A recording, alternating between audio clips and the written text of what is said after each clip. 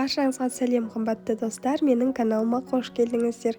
Бүгін біз сіздермен классикалық ақуызды креммен толықтырылған вафельдерімізді дайындайтын боламыз. Вафельдеріміз қытырлақ, ал креміміз сондай дәмді, қол жетімді ингредиенттерден жасалатын болады.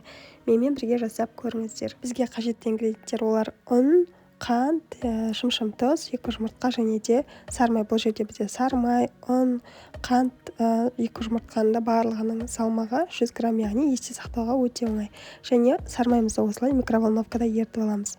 Қоюлығы осындай болу қажет. Сұйық болып кетсе, онда ұныңызды көбірек қосасыздар. Ең алдымен 2 жұмыртқамызды ысымызға жарып салып, тұзымызбен қантымызды салып, венчиктің көмегімен жақсылап араластырамыз. Ішінде қант қолымызбен ұстағанда сезілмей тұратындай етіп 2-3 минуттай араластырамыз. Енді ерітілген сармайымызды саламыз. Қайталап айтамын, біздің сармайымыздың ерігендегі қоюлығы біздің массамыздың қоюлығына әсер етеді. Сондықтан да егер сіз сұйықтау қылып ерітіп жіберген болсаңыздар, онда ұнды қарап отырып қажетті консистенцияға дейін қосасыздар. Сармайымызды араластырып болғаннан кейін ұнымызды осындай кішкентай бөлшектерге, яғни 5-6-ға дейін бөліп қарап отырып саламыз. Міне дәл соңғы менің көрсеткендей қоюлыққа енген кезде ұнды салуды тоқтатамыз. Менің өзім міне сармайым қою болғандықтан аз мөлшерде ұным қалып қойды артық. Енді осындай вафельницаны қолданамыз. Кез келген вафельница жарай береді. Жақсылап қыздырып аламыз. Мен максимумға сәл жеткізбей қойдым. Сонан соң бір қасықтан қамырымыздан салып, қақпаған дұрыстап жауып, 1 минуттың шамасында пісіріп аламыз. Осылай арасында ашып қарап қоюға болады. Осылай қызартыңқырап пісіреміз. Ашық қылып пісіріп қойсақ, біздің вафельдеріміз қытырлақ болмай қалады.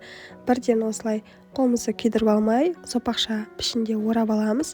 Келесісін пісіруді бастаймыз.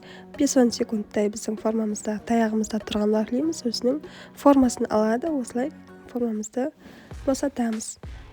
Міндетті түрде вафли піскен сәтте бірден ыстықтай орап тастаңыздар. Себебі 5 секунд өтіп кетсе, уже біздің вафельдеріміз қаттып қалады да, орауға келмей қалады. Міне осылай барлық түтікшелерімізді, яғни трубочкаларымызды жасап аламыз. Осындай мөлшерде менде вафли шықты, шамамен 10-12 штуктай шығады. Бұл мөлшерден дауысын қараңыздар, қандай қытырлақ, әдемі болып шықты. Осындай сындырғанда сынғыш болып келеді. Енді классикалық ақуызды кремімізді дайындаймыз. Ол үшін бізге 1 жұмыртқаның ақуызы қажет. Соған шымшым тұз сеуіп жіберіп, миксердің орташа жылдамдығында осындай көпірік болғанға дейін араластырамыз. Міне осындай жұмсақ көпірік болғанға дейін. Енді осындай антипригарный табамызға кішкене ғана суымызды құйып, үстіне қантымызды себелей отырып саламыз. Барлық мөлшерлемелерді мен видеоның астында описаниеде қалдыратын боламын. Осылай ешқандай тиіспестен қантын ерітіп аламыз. Суымыз қайнап, өзі өте жай отта қайнатамыз қыздар. Осылай тек ерімей тұрған жерлеріне лопаткамен көмектесіп жіберуге болады, және осылай шайқай отырып араластыруға болады. Ал былай қасықпен ішіне салып жіберіп араластыруға болмайды. Осылай ери алмай тұрған жерлерін көмектесіп жіберуге болады. Жақсылап қайнағаннан кейін 2-3 минут осылай қайнатамыз. Негізі градусник болса, сізде 110 градусқа дейін, 110-115 градусқа дейін қайнатасыздар. Егер градусник болмаса, 2-3 минут қайнатасыздар, және де отты сөндіресіздер. Енді біздің жаңағы ақуызды массамызға осылай кішкене ғана бөлшектен құя отырып, миксерімізді үзбей араластырамыз.